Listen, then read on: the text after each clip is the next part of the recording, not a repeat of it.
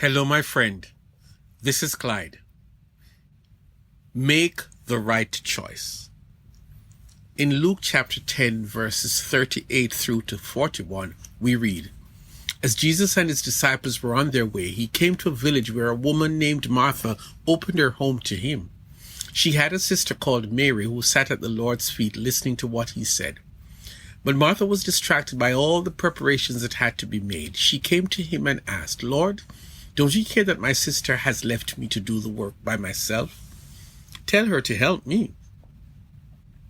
Martha, Martha, the Lord answered, you are worried and upset about many things, but few things are needed, or indeed only one. Mary has chosen what is better, and it will not be taken away from her. Your favorite uncle is in town. You know that he has earned the title of favorite uncle because he has always been generous to you and your younger brother. Well, he's in town again and he wants to take you boys shopping. Uncle Phil, that's his name, has told you guys to buy whatever you want. You being older tend to be more conservative while your brother tends to be more reckless. You both meet at the cashier's counter and your uncle takes out his card to pay. You have chosen a couple of jeans and shirts and a pair of leather shoes. Total, $209. Your brother has a designer's watch. I've always wanted a good watch. Some cologne that you have never heard of. And catch this, he has 4 pairs of shoes. Total, $4,500. Uncle Phil paid the cashier, and as you were leaving the store, he turned to you and said, Son, I hope you chose the best of what you wanted. Your brother took me seriously. I am very impressed with his selection. Jesus was visiting Martha and her younger sister Mary. My guess is that Jesus doesn't come here often. When he comes, it is usually a quick in and out. On this occasion, he's accompanied by his 12 disciples, and they have taken over the living room, and right in the center of it all is Mary. It doesn't concern her that she's surrounded by all these men, but here she is listening to everything that Jesus is saying. She missed nothing. Her sister Martha, however, is the more hospitable one, and especially Jesus stopped by unannounced, she felt it only practical to prepare a dish for Jesus and his friends. Try cooking in a short space of time for a room full of hungry men. She has chosen to entertain, and she's exceptionally good. Now that Jesus is almost wrapping up, Martha tried to ask Jesus to send Mary to help her with one simple thing, if she could just serve the dessert. Jesus said something to Martha that she was not prepared for. Your sister is wiser than you on this occasion. She could cook, but she chose to do things differently. Mary somehow knew Jesus did not have enough time, and she can never get enough of Jesus' wisdom, and so she chose not to help her sister. Jesus understood Martha's position, but there was something more to add.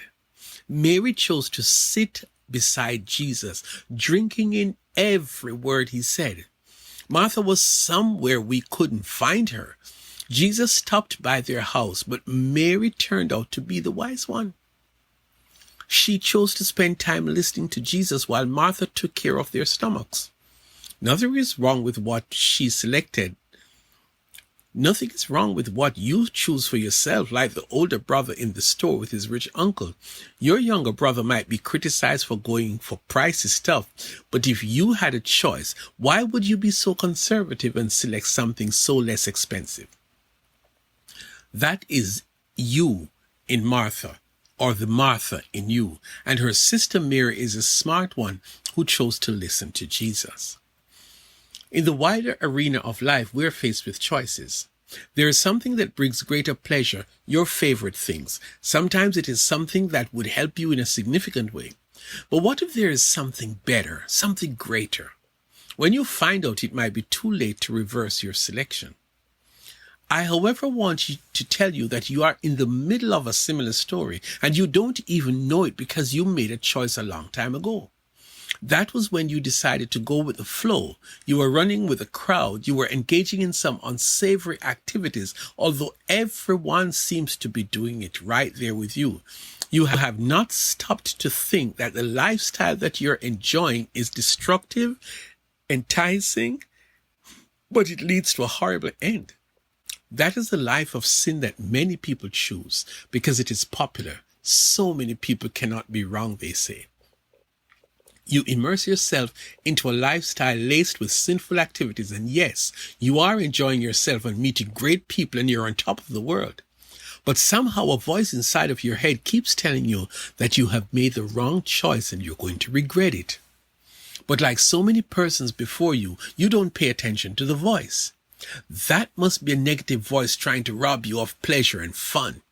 Know that choices vary and you need to be wise in the choices you make.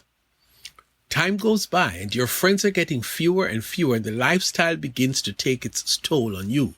You look aged. Your blood pressure is out of whack. You have lung cancer from the smoking. Your house has gone up into foreclosure and you're on the verge of losing your job. What's caused this string of misfortunes?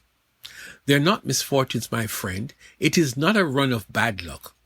20 or so years ago, you could have gone to church with this girl who knew you, who had invited you to a special church event. She went, and that day she became a believer, and she's now married and settled with a beautiful family. You, on the other hand, you did not go. And sometimes you wonder if, had you gone, would you be in a better place? Today, you're still here. Make the right choice, not what everyone is doing, but what God is offering you. No regrets there, my friend. If you have any question regarding this message that God gave me, please contact me at friendofclyde@gmail.com.